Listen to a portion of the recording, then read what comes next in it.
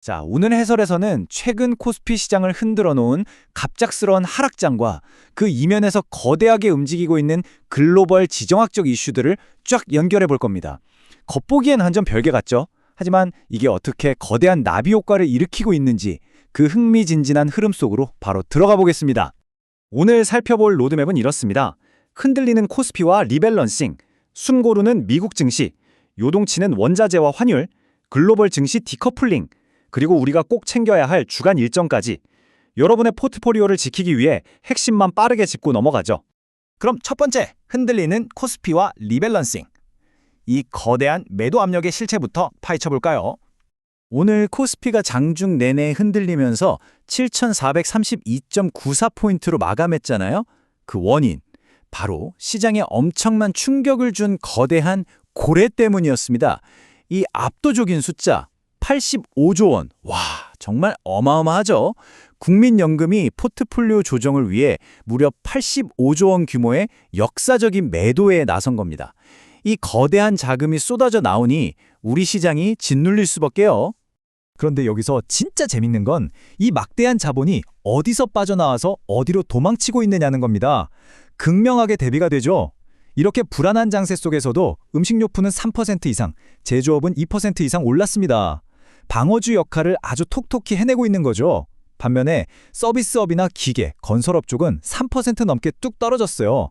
투자자들이 불확실성을 피해서 당장 꼭 필요한 필수 소비재나 안전한 방어주로 대거 피신하고 있다는 아주 뚜렷한 증거입니다.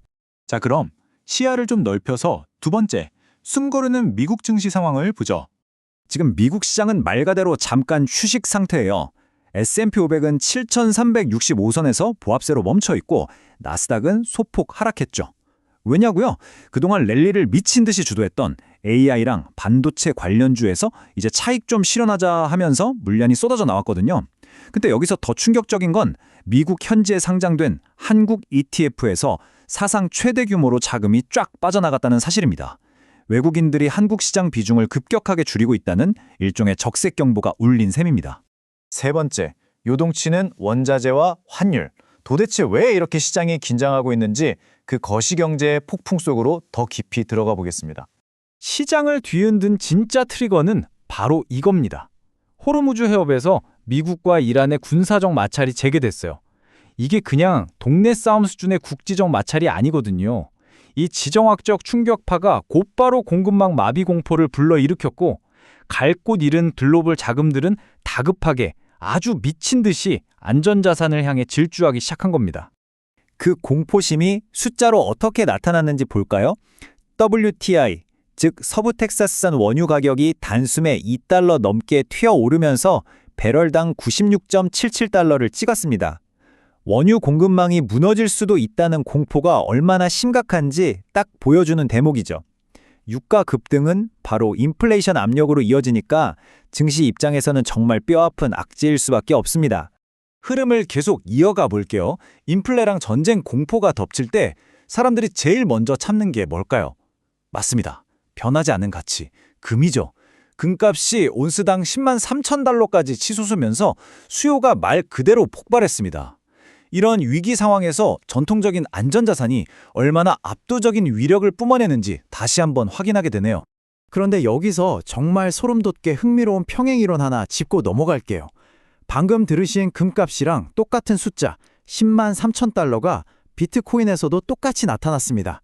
세상이 이렇게 혼란스럽고 다들 위험을 피하려고 하는데도 ETF를 통한 자금 유입이 계속되면서 비트코인 가격을 멱살 잡고 끌어올린 거예요. 이제 디지털 자산인 비트코인이 지정학적 위기 속에서 금이랑 나란히 안전자산으로 취급받고 있다? 이건 진짜 투자 시장의 거대한 패러다임이 바뀌고 있다는 걸 보여줍니다. 네 번째 파트, 글로벌 증시 디커플링. 이 충격 속에서 시장이 어떻게 쪼개지고 있는지 보시죠. 전 세계 시장이 같은 위기를 맞고도 완전히 다르게 움직이고 있습니다. 디커플링이 너무 극명하죠.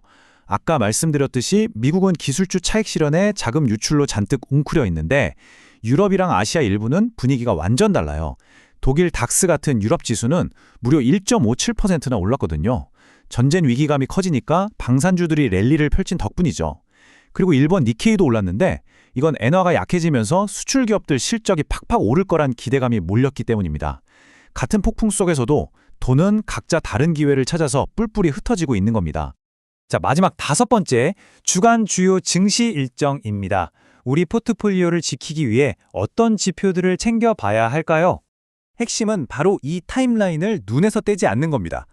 당장 오늘 밤 발표되는 미국 비농업 고용지수를 시작으로 아주 무거운 지표들이 줄줄이 대기 중이에요. 고용 예측치는 6만 5천 건으로 살짝 둔화될 거란 전망이죠.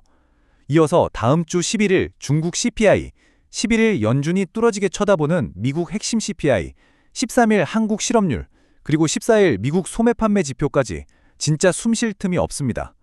이 지표 하나하나가 인플레 공포를 더 키울지 아니면 금리 인하 기대감을 살릴지 결정짓는 엄청난 분수령이 될 겁니다. 오늘 해설을 마무리하면서 여러분께 질문 하나 던지고 싶네요. 이렇게 지정학적 위험이 펑펑 터지고 인플레 압력이 여전한 지금, 여러분의 포트폴리오는 이 거대한 충격파를 견뎌낼 만큼 튼튼하게 세팅되어 있나요? 글로벌 거대 자본이 움직이고 원자재 가격이 발작을 일으키고 국가별로 시장이 완전히 엇갈리는 이 상황 속에서 내 자산은 안전지대에 있는지 아니면 폭풍우 한가운데 방치되어 있는지 꼭 한번 점검해 보셔야 합니다. 오늘 짚어드린 내용들 곰곰이 씹어보시길 바라면서 이번 심층 해설은 여기서 마치겠습니다. 함께 해주셔서 감사합니다.